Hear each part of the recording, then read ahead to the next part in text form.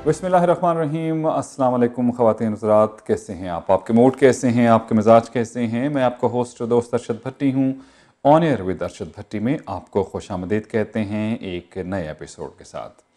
पाकिस्तान में मामलात कई सालों से ऐसे ही हैं, रोज़ एक नई बात, रोज़ धरने भी रहे, कंटेनर्स भी रहे, अब फिर मियां नवाज शरीफ साहब कंटेनर प्लस गाड़ी, कंटेनर में सिर्फ उन्होंने मेरा खिताब ही किया, कंटेनर में रहे नहीं हैं क्योंकि पंजाब हाउस पिंडी में रहे और जेलम भी उन्होंने होटल में जो है वो क़याम किया और उसके बाद सुबह फिर उनकी रवानगी होगी जेलम से, जहाँ पे गुजरांवाला में ग़ालिबन एक बड़ा जलसा होगा और उसके बाद वो लाहौर पहुँचेंगे। हो सकता है वो कल लाहौर पहुँच भी जाएँ और हो सकता है कि उससे एक दिन बाद पहुँचें।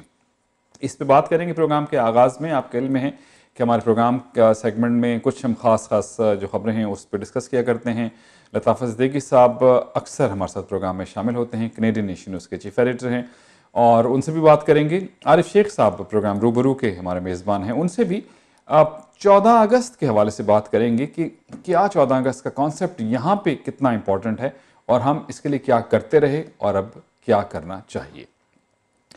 नवाज शरीफ साहब जीटी रोड से जा रहे हैं लाहौर इस्लामाबाद से। बड़ी तनकीद की बात भी की गई, काफ़िला पहले छोटा था फिर बहुत बड़ा हो गया और फिर मिनटों का सफ़र घंटों में उन्होंने तय किया। कमेटी चौक पे जो उनका खिताब था इतना लंबा मामला रहा कि उसके बाद जो है वो नेक्स्ट डे उनको जाना पड़ा और फिर वो पिंडी से ऑनवर्ड जब जाना उनका हुआ लाहौर के लिए तो वो जेहलम में और दरमियान में खासी स्पीड भी रही उनकी। एक जगह पे तो काफ़िला पीछे था और मियाँ साहब की गाड़ी और बाकी गाड़ियाँ जो उनके साथ थी वो आगे थी, लेकिन वो जेहलम पहुँच गए और फिर उनका कहना ये है कि 20 करोड़ आवाम के नुमाइंदे को 5 मुअज़्ज़िज़ जजेस जो हैं वो कलम की एक जुम्बश के साथ हटा देते हैं और ये तौहीन है, मेरी नाअहली अवाम के मैंडेट की तौहीन है। और इस किस्म की बातें कुछ बातें वो खुल कर करने की कोशिश कर रहे हैं, लेकिन पूरा सच जिसे कहते हैं कि वो नहीं बता रहे हैं। अब ये इतराज़ बार बार उठ रहा है कि वो किसके खिलाफ एहतजाज कर रहे हैं।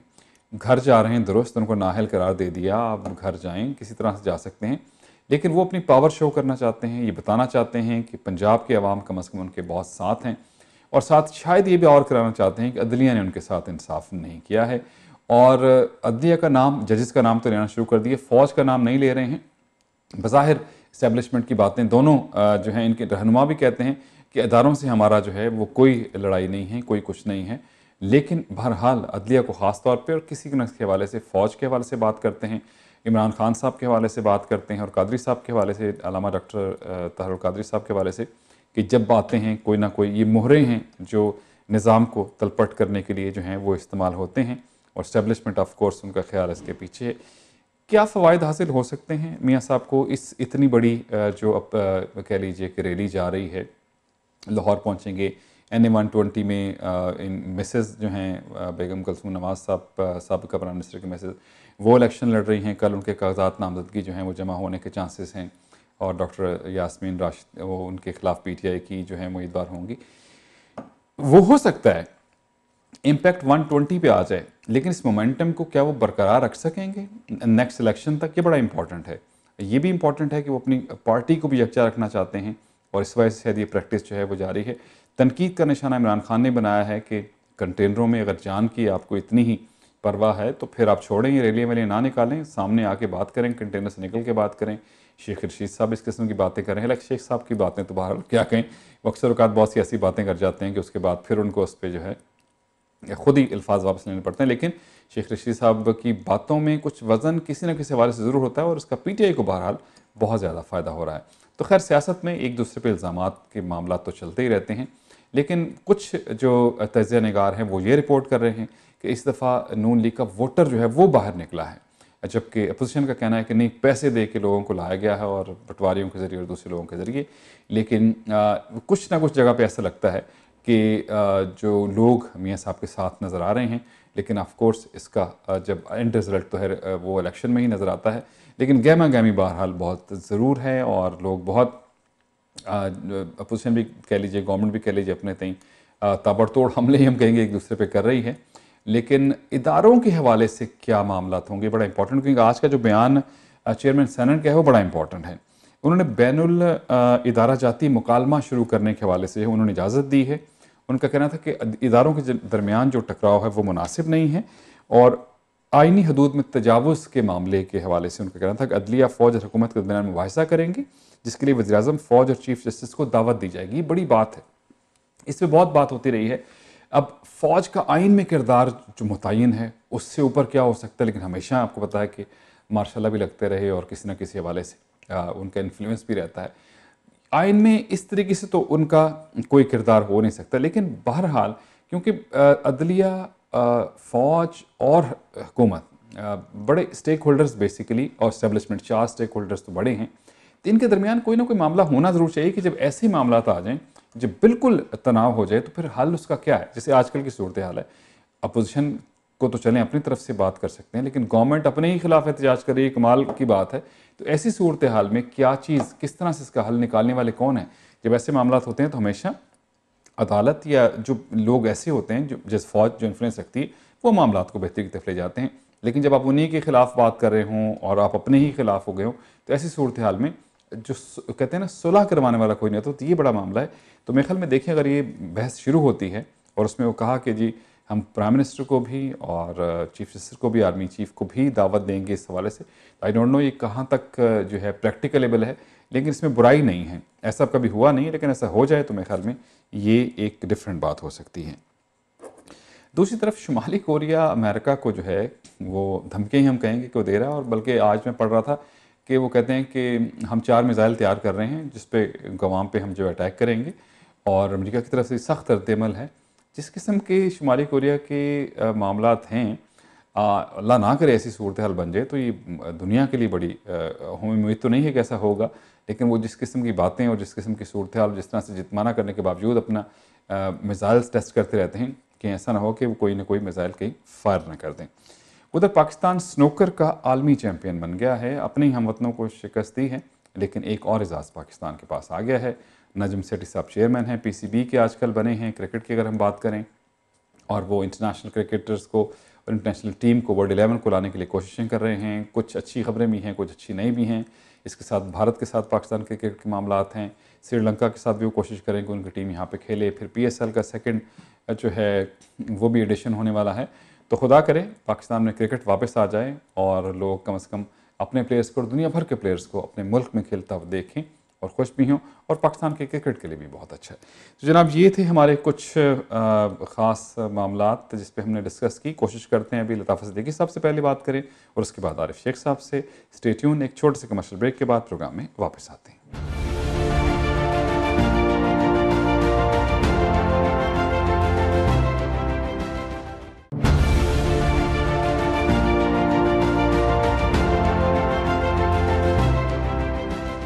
On air with Arshad Bhatti में आपको खुशामदीद। बहुत शुक्रिया कि आप हमारे साथ हैं, और हमारे साथ हैं एज़ यूजुअली हम कहेंगे लताफ़त सिद्दीकी साहब, कैनेडियन नेशन न्यूज़ के चीफ एडिटर हैं। लताफ़ साहब, अस्सलाम वालेकुम। जी वालेकुम सलाम भट्टी साहब। लताफ़ साहब, और रैली चल रही है इस्लामाबाद से, पिंडी से होती हुई जेलम तक पहुँच गई है। कल सफ़र उनका शुरू होगा लाहौर के लिए।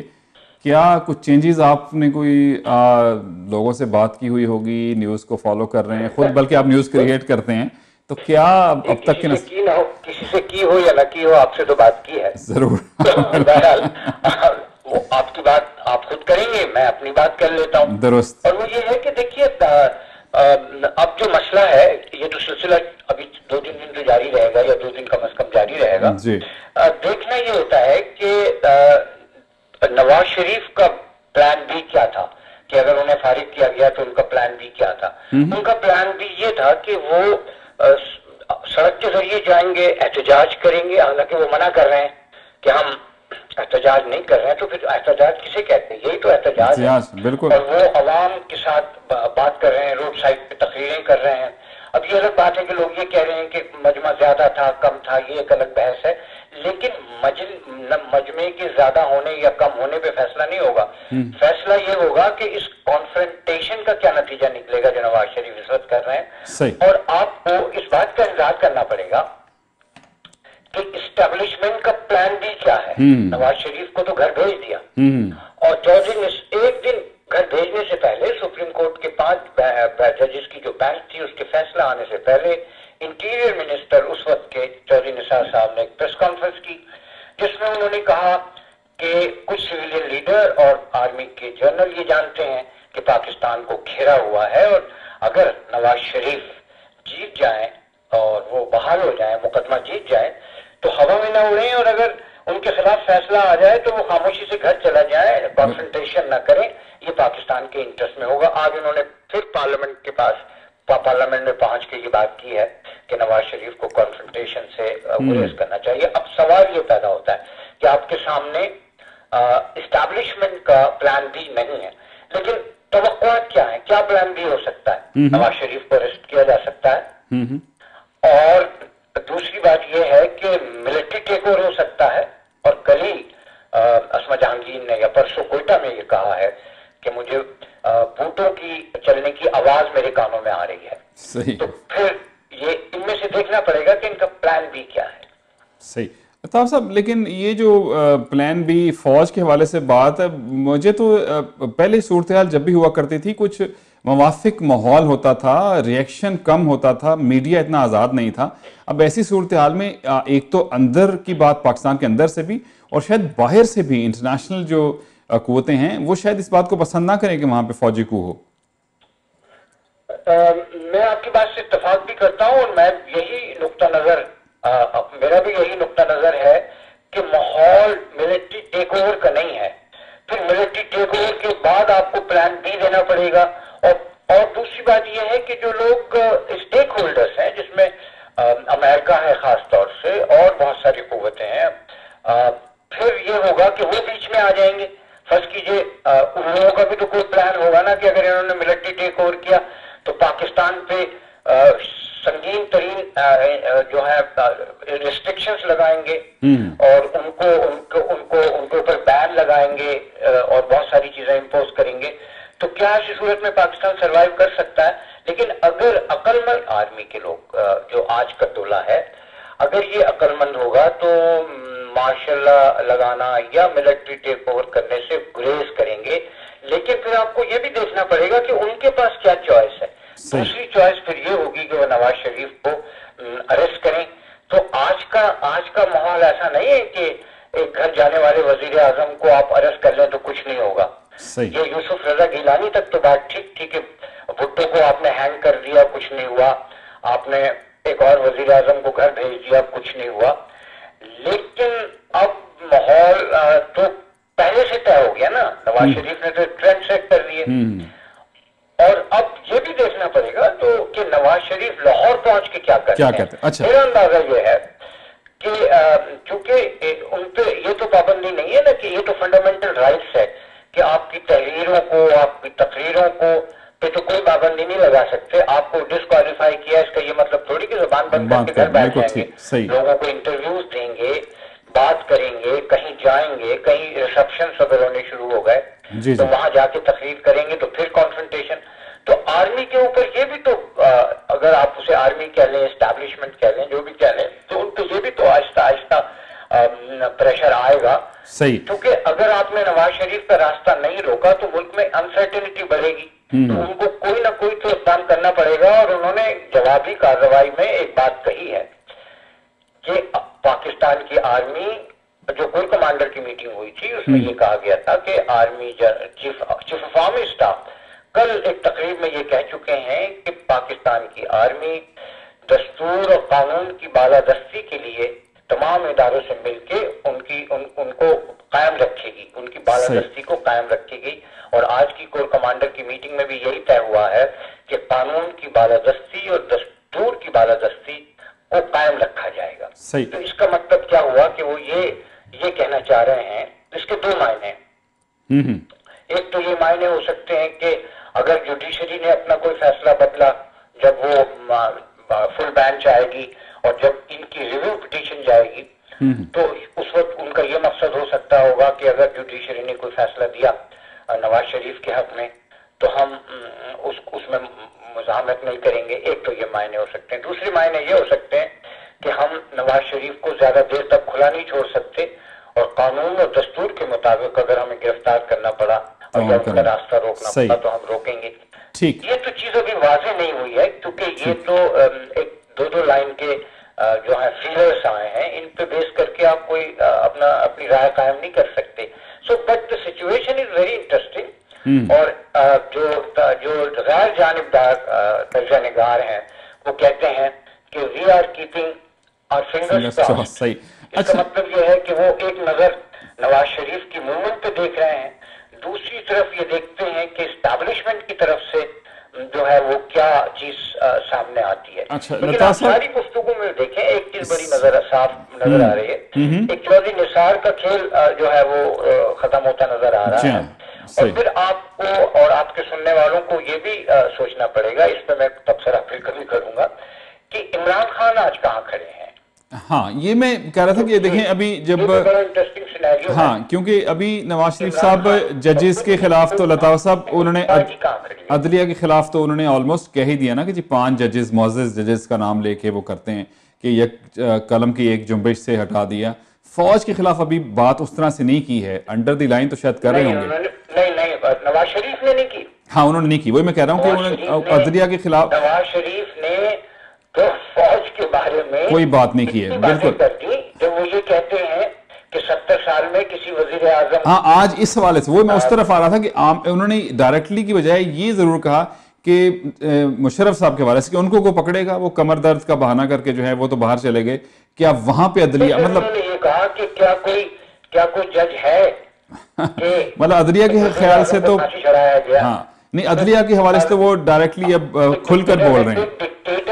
एक डिक्टेटर ने जो है वो उसको कानून को तोड़ा, उसने दस्तूर को तोड़ा है, कोई उसे सजा देने वाला बिल्कुल। एस्टैब्लिशमेंट तो कह रहे हैं ना, अदलिया के हवाले से बात करें। जी हाँ, उन्होंने एक जुडिशरी के हवाले से उन्होंने आज एक और बात कह दी है बड़ी साफ, अगर आप सुनना चाहते हैं। जी जी, उन्होंने नवाज शरीफ ने आज ये कहा है कि ये तो वही जुडिशरी है ना जो डिक्टेटर्स को लेजिटिमाइज करती है, सही, उनको बहाल करती है कि जी आप रूल कर सकते हैं। बल्कि जुडिशरी ने तो ये भी कह दिया था कि जनाब अगर आप कानून में मुशर्रफ के दौर में ये भी कह दिया था कि अगर जनरल मुशर्रफ चाहें तो वो कॉन्स्टिट्यूशन को भी अमेंड कर सकते हैं। तो वो नवाज शरीफ की लड़ाई, जुडिशरी तो एक जरिया है, वो तो असल एस्टैब्लिशमेंट से लड़ाई। लता साहब, एक सवाल इस वक्त एक और आता है, जब भी कोई दो ताकतें या मुखालिफ होते हैं तो एक थर्ड, जिसको हम बैकडोर चैनल भी कहते हैं, डिप्लोमेसी भी कहते हैं, या वो इदारे जो मुक़्तदर इदारे होते हैं वो उसमें सुलह करवाने की कोशिश करते हैं। अब अपोजिशन और गवर्नमेंट के तो मसाइल हैं ही हैं, लेकिन क्योंकि जो इदारे अदलिया हो सकती है या फौज हो सकती है जो बाज़-औक़ात इंटरवीन करके मामलात को बेहतर करती थी, अब वो डायरेक्टली इन चीज़ों के अंडर मतलब खुद वो जो है वो तनकीद के जद में है, तो अब इस मामले को कौन बेहतर करेगा? अब तो कोई हल नहीं है इसका।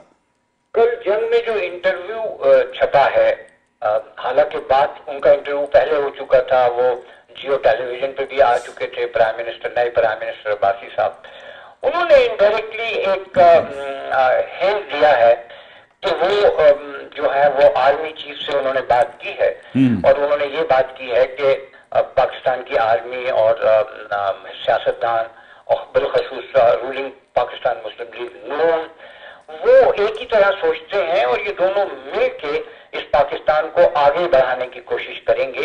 और ये गलतफहमी दूर हो जानी चाहिए कि कोई दूरियां हैं या कोई एक पेज पे नहीं है, हम सब एक पेज पे हैं।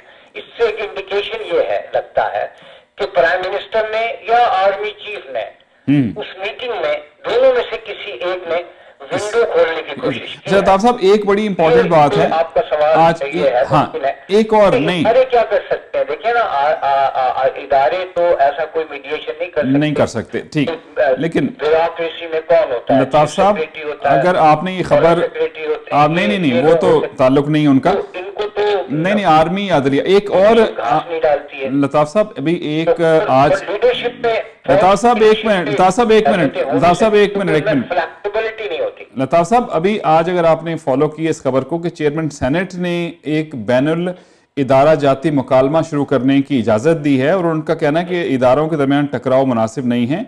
अदलिया, फौज और हुकूमत के दरमियान वो कहते हैं कि मुबाहिसा करेंगे, जिसके लिए प्राइम मिनिस्टर, फौज और चीफ जस्टिस को दावत दी जाएगी। ये इनिशिएटिव सेनेट के चेयरमैन ये बात कर रहे हैं और आई डोंट नो कि इसका क्या प्रोटोकॉल होगा, किस तरीके से करेंगे, लेकिन यही एक तरीका से बिल्कुल इत्तेफाक करता हूं कि रजा रब्बानी ने कोयटा में खड़े होकर फौज को मुखातिब होकर उन्होंने बड़ी सख्त बातें की थी। जी हाँ, और वो सख्त बातें करने के बाद आज उन्होंने पहली मर्तबा ये जी हाँ, यही एक हल है मेरे ख्याल, इसके अलावा कोई नहीं। जी बिल्कुल। बिल्कुल आपसे इत्तेफाक करता हूँ। उन्होंने ये कहा है सेनेट के चेयरमैन ने, लेकिन आप ये भी थोड़ी सी ध्यान में रखें इस बात को कि वो उनका ताल्लुक पाकिस्तान पीपल्स पार्टी से है। अगर वो उनको पहले जरदारी से या अपनी पार्टी से इजाजत लेनी पड़ेगी, और इस बात का इम्कान है कि उन्होंने ये बात इजाजत लेके कही होगी। सही। और वो ये उन्होंने वाज़े तौर पर एक इशारा दिया है, और इससे आपसे इत्तेफाक करता हूँ कि देखो भाई, कॉन्फ्रंटेशन से हाँ, कोई हल नहीं है, कोई हल तो हो ना, कोई एक तो बंदा हो जो सही करने वाला। सेनेट कोई जो है, और सेनेट में चारों सूबों को बराबर नुमाइंदगी होती है। बिल्कुल दुरुस्त, जी हाँ, बिल्कुल। सेनेट का एक इदारा है, बहुत अहम इदारा है। सही, बिल्कुल ठीक। अगर उसका चेयरमैन एक कह रहा है कि आओ मुज़ाकरात करो, तो सवाल आपका बिल्कुल ठीक है, लेकिन जवाब ये है कि will military establishment accept that? बस यही सवाल है, और ये सवाल तो पिछले कई सालों से है कि वो क्या एक्सेप्ट करते हैं और क्या नहीं करते। साहब, thank you very much sir, बहुत शुक्रिया। जी हाँ, बिल्कुल सर, मंडे बात करते हैं आपसे इंशाल्लाह। थैंक यू, बहुत शुक्रिया आपका। थैंक्स, अस्सलाम वालेकुम। आपका भी बड़ा इंपॉर्टेंट है ये बात कि अब अगर यही इदारे तीन हैं, चौथी इस्टेब्लिशमेंट तो ज़ाहिर है वो गवर्नमेंट के ही अंडर आती है, जो सिविल इस्टेब्लिशमेंट होती है, लेकिन फ़ौज और अदलिया इंडिपेंडेंट हैं। फ़ौज गो के हुकूमत के अंडर आती है, लेकिन ज़ाहिर है उनका अपना सिस्टम है, और जो तारीख़ है वो एक डिफरेंट है पाकिस्तान की। अदलिया का भी अपना एक सिस्टम है, वो बिल्कुल कोई उसके अंदर उस तरह से मुदाखलत नहीं है। तो ये तीन इदारे कम से कम तय कर लें कि क्या एक दफ़ा, क्योंकि हर एक पे इल्ज़ाम है ना जी, फ़ौज पे भी इल्ज़ाम हैं, अदलिया पे भी इल्ज़ाम हैं, सियासतदानों पर इल्ज़ाम हैं ही हैं। तो जो गया वो गुजर गया, उसके ऊपर जो कहीं जिसकी गलती थी उसको ख़त्म करके एक नई चीज़ शुरू करना है, बड़ा इंपॉर्टेंट है। वरना इसी तरह से इल्ज़ाम एक दूसरे के खिलाफ लगाते लगाते 70 साल गुजर गए हैं, और भी गुजर जाएंगे। अगस्त का महीना है, खुदा करे कोई ऐसी डेवलपमेंट हो जाए जो बेहतरी की तरफ ले जाए।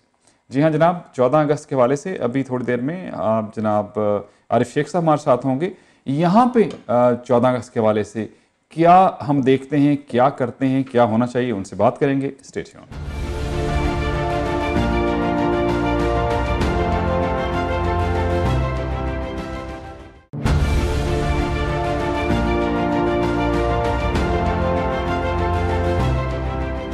On air with Arshad Bhatti में आपको एक बार फिर खुशामदीद। बहुत शुक्रिया कि आप हमारे साथ हैं, और इस वक्त हमारे साथ मौजूद हैं जनाब हमारे प्रोग्राम रूबरू के होस्ट जनाब आरिफ शेख साहब, फाइनेंशियल एडवाइज़र भी हैं, रियल एस्टेट से भी ताल्लुक़, और सबसे इम्पॉर्टेंट बात है कम्युनिटी के बहुत ही एक्टिव आप जैसे कह सकते हैं कि मेंबर हैं। और बहुत से हम अगर समाजी हवाले से बात करते हैं या मिली हवाले से बात करते हैं, उसमें बहुत एक्टिव रहे हैं। 14 अगस्त जश्न आज़ादी पाकिस्तान का दिन है, और यहाँ बैठ के 14 अगस्त की क्या अहमियत है और क्या वो अहमियत यहाँ पूरी हो रही है, यही हमारा सवाल होगा। खुश आमदीद कहेंगे आरिफ शेख साहब, अस्सलाम वालेकुम। जी वालेकुम सलाम भट्टी साहब, thank you very much for having me on your show. बहुत शुक्रिया आपका। बहुत अरसे से आप कम्युनिटी में खास एक्टिव हैं, मुख्तलिफ शोज़ भी आप करवाते रहे हैं, जलवा प्रमोशन के हवाले, उसके बैनर के तले बहुत से हमने प्रोग्राम्स देखे, और आज़ादी के प्रोग्राम्स भी देखे, बहुत एक्टिव रहे। 14 अगस्त कितना इम्पोर्टेंट है यहाँ पे रह के एज एन कम्युनिटी अगर हम देखें तो ये किस तरह से मनाना चाहिए, किस तरह से मना रहे हैं, क्या हम वो चीज़ें जो होनी चाहिए पूरी कर रहे हैं या नहीं? आपके सवाल काफी तवील सवाल है जी, लेकिन उसके हिस्से बड़े इम्पोर्टेंट है, क्योंकि आपने लव कम्युनिटी यूज किया जी, तो मैं सीधा वहां चला जाऊंगा। मैं इस तरह जा रहा था जी, what will be the impact of celebrating 14th of August for our families and kids। तो हम कम्युनिटी की बात करते हैं, देखिए ये मल्टी कल्चर कम्युनिटी है, और मल्टी कल्चर इस मुल्क के अंदर तमाम कम्युनिटीज जो है वो अपने अपने जो नेशनल डेज है उनको सेलिब्रेट करते हैं, और वो उनके लिए राइट टाइम होता है to show their strength to the mainstream politics, to the mainstream media and all other institution. हम यहाँ पर हमारी तादाद अब कौंसलेट हमारा कहता है कि 3-3.5 लाख से ऊपर चले गए, लेकिन हमारा पिछले कई सालों से कोई एक वन यूनाइटेड प्रोग्राम नहीं होता। मुझे अगर मैं if I am not wrong तो इस 14 अगस्त के ऊपर जीटीए से मेरी मुराद में ओशवा पे चला जाऊं, और ओशवा से लेकर फिर मैं वेस्ट के ऊपर जाऊं तो मिल्टन तक चला जाऊं, बल्कि हैमिल्टन तक चला जाऊं, और फिर यहाँ से न्यू मार्केट निकल जाऊं, तो मेरा ख्याल है कि 11 से 12 डिफरेंट प्रोग्राम होने का है। हर जगह पे 400, 500, 1000 लोगों का मजमू मिलेगा आपको, लेकिन एज ए यूनाइटेड हम अपनी स्ट्रेंथ शो करने में फेल हो। सही, हमें आगे बढ़ना चाहिए था भट्टी साहब। हमने इस अंदर आपको मालूम है शहर के अंदर 2002, 3, 4 में बड़े बड़े इवेंट की बुनियाद डाल दी थी, शोज हो रहे थे, हमारा 14 अगस्त का बड़ा इवेंट होना शुरू हो गया था। लेकिन ड्यू टू द एलिमेंट जहां पर हमारी यूनिटी का फुकदान है, हम एक दूसरे को पसंद नहीं करते, टांग खींचने का अमल था, तो वो बजाय आगे बढ़ने के हम पीछे चले गए। लॉस एंजलिस में पाकिस्तान का डे मनाया जाता है, परेड होती है। न्यूयॉर्क मेन 25th एवेन्यू को बंद करके आप परेड कर रहे होते। शिकागो के अंदर जो है आप कर रहे होते। टोरंटो जहां पर इतनी बड़ी तादाद में पाकिस्तानी मौजूद है, हम ये काम नहीं कर। इसका मतलब ये हुआ कि we are not taking the advantage of showing our strength and unity to the politician, to the media, ताकि कल को जब हमें कोई एडवांटेज लेना हो तो हम फेल हो जाए। अच्छा, अभी आपने बात की due to some people, some elements, कौन इसका जिम्मेदार है? मैं ये नहीं कह रहा कि नेम लें, लेकिन मतलब क्या इज्तिमाई तौर पर कुछ मसाइल हैं या इंडिविजुअल तौर पे कुछ मसाइल हैं? मैं बिल्कुल सही है। देखिए, मैं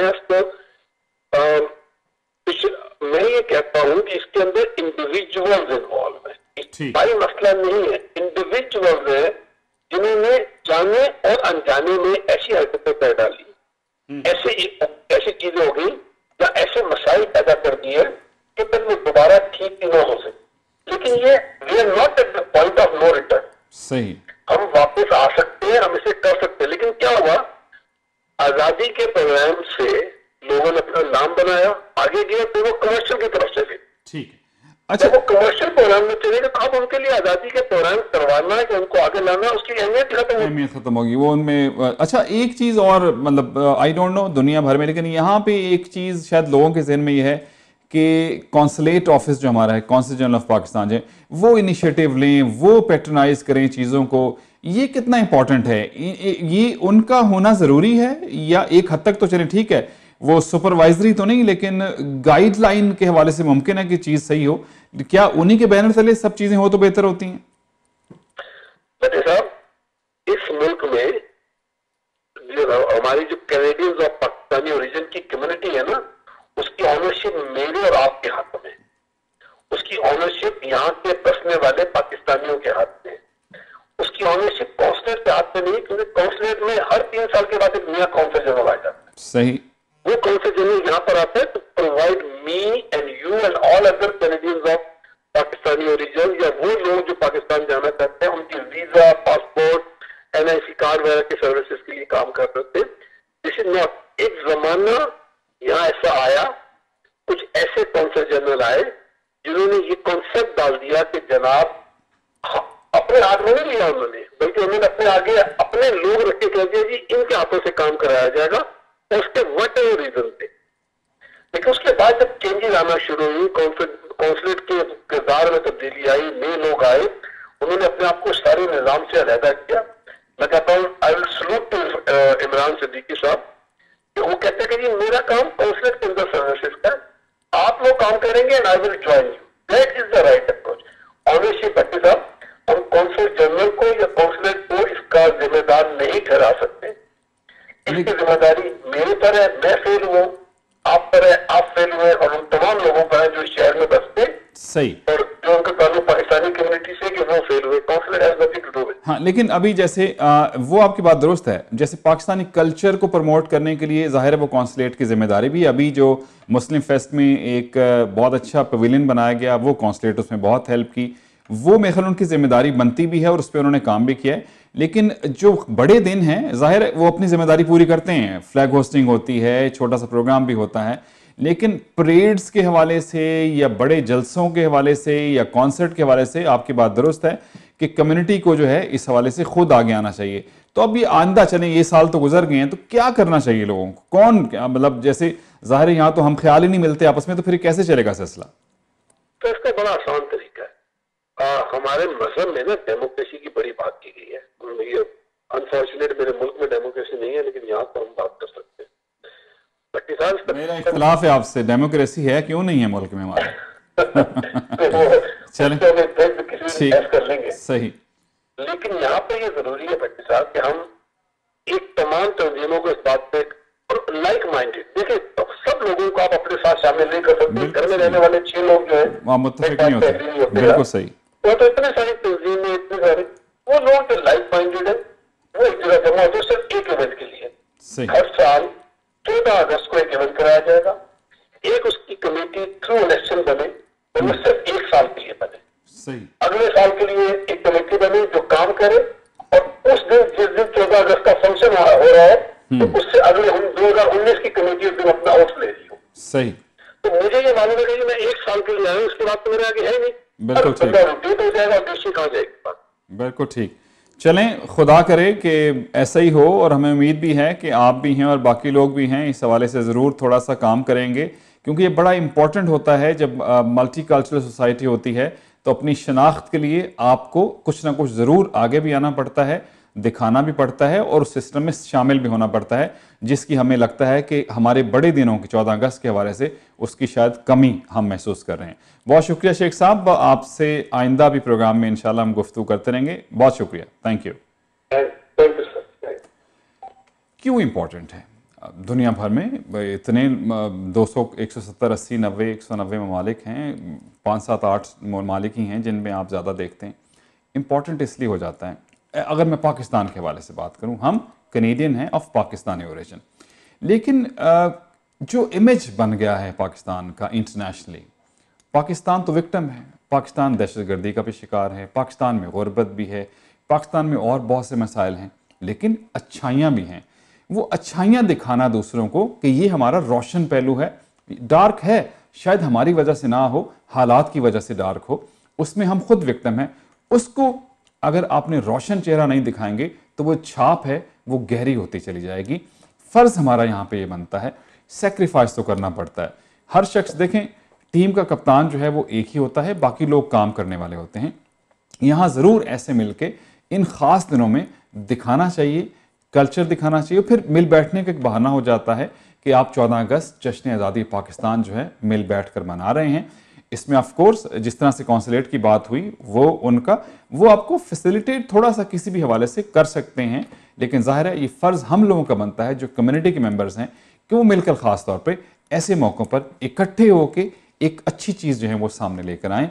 इस 14 अगस्त में मिल्टन में प्रोग्राम्स हो रहे हैं, मुख्तलिफ़ जगहों पर प्रोग्राम्स हो रहे हैं, बहुत अच्छी बात है, ज़रूर होने चाहिए, लेकिन एक बड़ा प्रोग्राम ज़रूर होना चाहिए जिसमें तमाम तंजीमें, तमाम चैप्टर सब मिलके उसको कामयाब भी बनाएं। हम उम्मीद करते हैं और दुआ भी करते हैं कि ये मसला इंशाअल्लाह ज़रूर हल हो। ये अगस्त का महीना है, जश्न आज़ादी पाकिस्तान का महीना है। खुदा रब करीम से दुआ करते हैं कि आइंदा आने वाले दिन, आइंदा आने वाला साल पाकिस्तान में अमन का साल हो, खुशहाली का साल हो, बेहतरी का साल हो। तो चलिए जनाब, आमीन सुम्मा आमीन। तो चलिए जनाब, हमें दीजिए इजाज़त, बशर्ते ज़िंदगी हमारी आपकी मुलाकात अब होगी मंडे को।